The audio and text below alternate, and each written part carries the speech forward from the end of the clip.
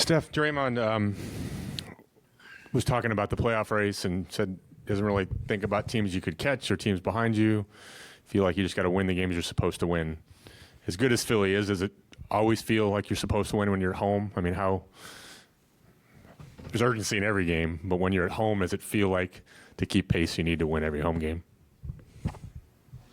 I mean, it's just a matter of what you want to focus on, whether it's the standings race or the momentum that you need to build down the stretch of the season to find some type of confidence in how you perform in the playoffs and how everybody attacks their role and all that. I'm sure everybody has a little different vantage point, but it all leads to having a sense of urgency on winning the next game because of just the time of year we're in and what's at stake in the big short term and long term in terms of trying to reach a goal. So it all matters. If I guess a quick follow, as part of that answer, Draymond was saying the priority is the top six. It's just stay out of that play-in.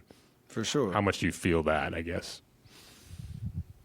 I mean, we knew how big that was in Dallas to get, a tiebreaker against them, and for us to feel like if we take care of business here at home, that will help us. We don't know what you can't control other than your win. So you definitely want to stay out of play-in tournament because you never know how that can go. A single game here or there, and it gives you an extra week to prepare for whatever first round series you might have. So I mean, if we can control that, we would like to do that. It's also following up on Ron's questions. Draymond was talking about, he's a guy who really maybe doesn't love March basketball, but really gets up for that April, the playoff basketball. Jordan was in this post-game interview talking about it's playoff JP and stuff. Do you feel guys kind of making that shift, this team that historically has always really gotten up for playoffs, that it's kind of molding into that now? I mean, yeah, but last year we were terrible in the last, 12, 15 games. But the mindset's always there. You're trying to put together a solid run leading into the playoffs. Nobody wants to limp into the playoffs and then have to turn it on. I mean, we somewhat did that last year, but you'd rather not have that kind of uncertainty going in. No matter how it plays out, you want to be firing on all cylinders. And for us to bounce back and put together a solid string of games like we did the last two on the road tonight and hopefully, over this homestand, you just want to feel good going into whatever the playoff picture looks like. What stood out to you about the way that Jordan played in the fourth quarter? And do you feel like, talking about flipping a switch, do you feel like a switch is flipping for him lately? I think it's just clear that when you approach the game the right way, in the sense of just your effort and focus across the board, that's not just a JP thing, that's like everybody, that good things usually happen, on both sides of the ball. So I think we had 19 in the fourth. He competed on the other end and got rewarded for it.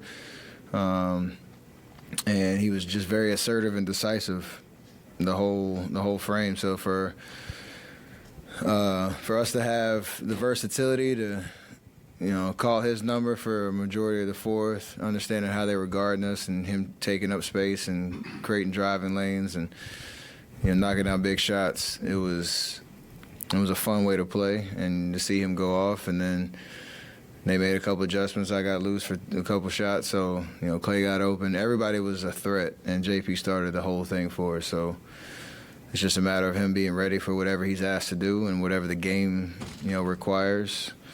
Might not always be crazy scoring, but it's just being aggressive and being ready. And he was definitely that tonight.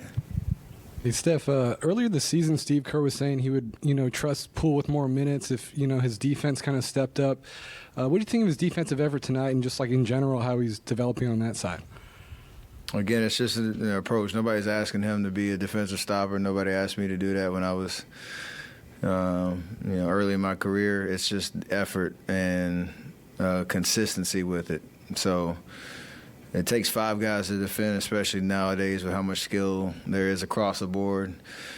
on the other side. So you just don't want to have anybody on a different page, than the other four guys out there, because it takes a whole team to, be in the proper help side, to make multiple efforts, be able to guard the ball and keep it in front of you. All that stuff has to be a cohesive effort, and he did that last year in the playoffs. He's shown signs of it all year, and then for him to just be as consistent as possible in that front, again, the game's going to reward you on both ends, because you're locked in and focused.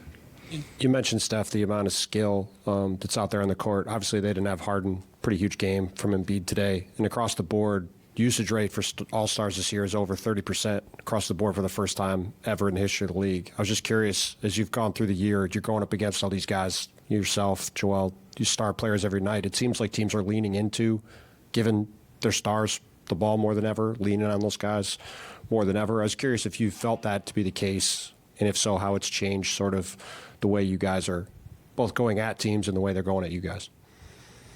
Yeah, I think it's, you look at the top 20 scorers in the league, the volume is crazy, and I think more than that, you're starting to understand how teams are building around those stars to kind of highlight what they do best, and, giving said guy their best shot at trying to win at the highest level.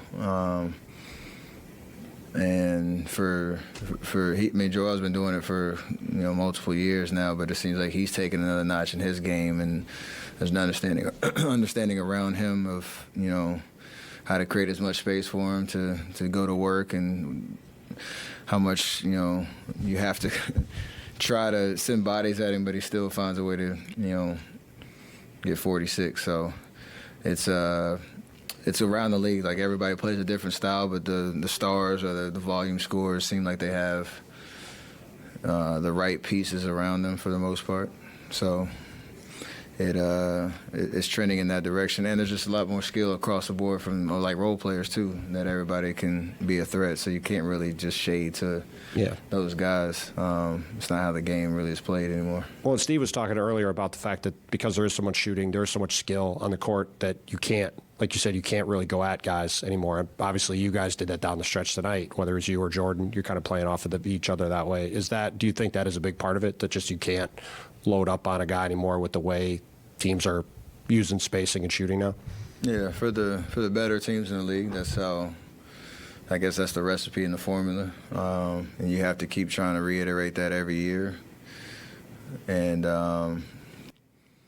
just you got to be a little bit more creative, I think, to guard the best scorers in the league.